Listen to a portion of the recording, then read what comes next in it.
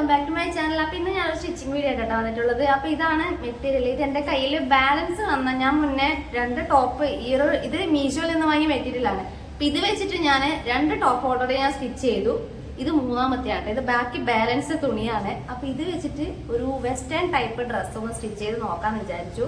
അപ്പോൾ ഇതിൽ കുറച്ച് പണിയുണ്ട്. കാരണം ബാലൻസ് തുണിയായതുകൊണ്ട് തന്നെ കുറച്ചൊന്ന് ഏച്ചം കൂട്ടാനുണ്ട്, അതേപോലെ കുറച്ചൊന്ന് വെട്ടി മാറ്റാനൊക്കെ ഉണ്ട്. അപ്പോൾ എന്താണെങ്കിലും നമുക്കൊന്ന് അഡ്ജസ്റ്റ് ചെയ്ത് ഇതിന് നല്ലൊരു ടോപ്പാക്കി എടുക്കാം. അപ്പോൾ ഞാൻ ആദ്യം തന്നെ പറയാം, നമ്മളെ കയ്യിൽ പഴയ ഷാളൊക്കെ ഉണ്ടെങ്കിൽ, നല്ല പ്രിന്റിംഗ് ആയിട്ടുള്ള ഷാളൊക്കെ ഉണ്ടെങ്കിൽ ആ ഷാൾ വെച്ചിട്ട് നമുക്ക് ഈ ഒരു ഡ്രസ്സ് സ്റ്റിച്ച് ചെയ്യാം കേട്ടോ. അതേപോലെ ഈ ഒരു ഡ്രസ്സ് സ്റ്റിച്ച് ചെയ്യണ്ടെങ്കിൽ ആകെ ഒറ്റൊരു കട്ടിങ് മാത്രമേ ഉള്ളൂ. നമ്മൾ നെക്ക് മാത്രം ഒന്ന് കട്ട് ചെയ്ത് കൊടുത്താൽ മതി, വേറെ ഒരു കട്ടിങ്ങും ഇല്ല കേട്ടോ. ഇതിപ്പോൾ എനിക്ക് 2 പീസ് സെപ്പറേറ്റ് ആയതുകൊണ്ട് തന്നെ എനിക്ക് ആ ഒരു സെൻറ്റർ പോർഷൻ ഒന്ന് അറ്റാച്ച് ചെയ്ത് കൊടുക്കേണ്ട ആവശ്യമുണ്ട്. കാരണം ഇതിഎനിക്ക് ആ ഒരു ഭാഗം ഒന്ന് ജോയിൻ ചെയ്ത് കൊടുക്കേണ്ട ആവശ്യമുണ്ട് കേട്ടോ.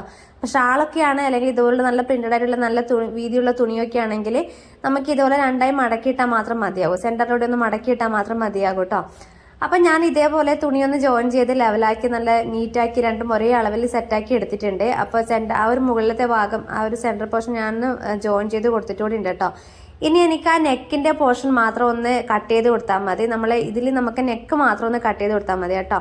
അപ്പം ഞാനിതിൽ നെക്ക് ഒരു 3 ഇഞ്ച് വിഡ്ത്തിലാണ് എടുത്തിട്ടുള്ളത്. അപ്പോൾ അളവ് നിങ്ങളനുസരിച്ചിട്ടുള്ള അളവ് എടുക്കുക.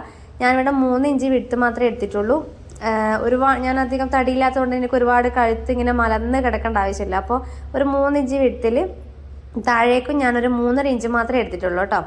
അപ്പോൾ അതേപോലെ ഒന്ന് മാർക്ക് ചെയ്ത് കൊടുക്കുക.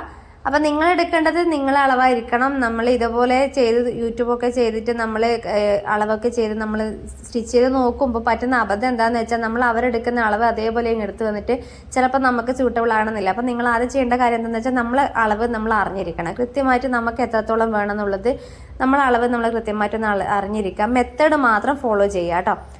അപ്പോൾ ഇതേപോലെ ഞാൻ എൻ്റെ അളവ് ഒന്ന് രേഖപ്പെടുത്തി ഇതേപോലെ ഒന്ന് കട്ട് ചെയ്ത് ആ ഒരു ഭാഗം ഒന്ന് കട്ട് ചെയ്ത് കൊടുക്കുന്നുണ്ട് കേട്ടോ.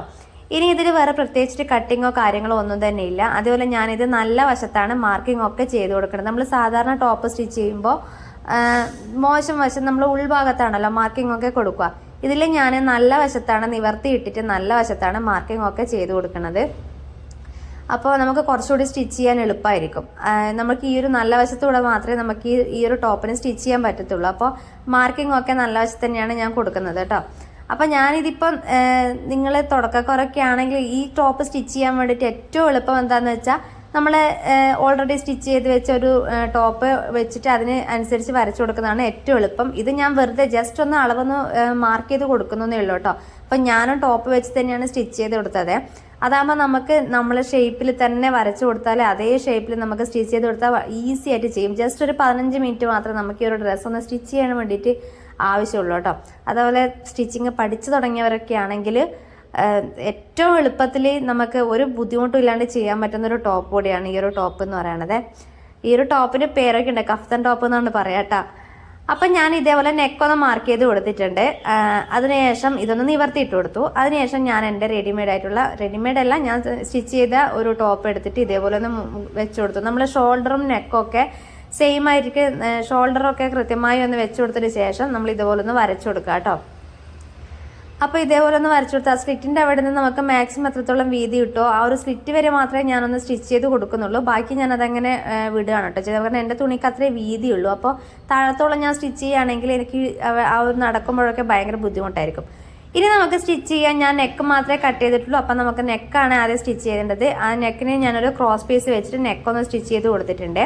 അതിനുശേഷം നമ്മൾ വരച്ചു കൊടുത്തില്ലേ, ആ വരച്ചു കൊടുത്ത വരയിലൂട്ടി ഒന്ന് സ്റ്റിച്ച് ചെയ്ത് കൊടുക്കുക. സ്റ്റിച്ച് ചെയ്ത് കൊടുക്കുമ്പോൾ ശ്രദ്ധിക്കേണ്ട കാര്യം 2 വശം തുണി തെന്നിപ്പോവാതെ തന്നെ നോക്കാം കേട്ടോ.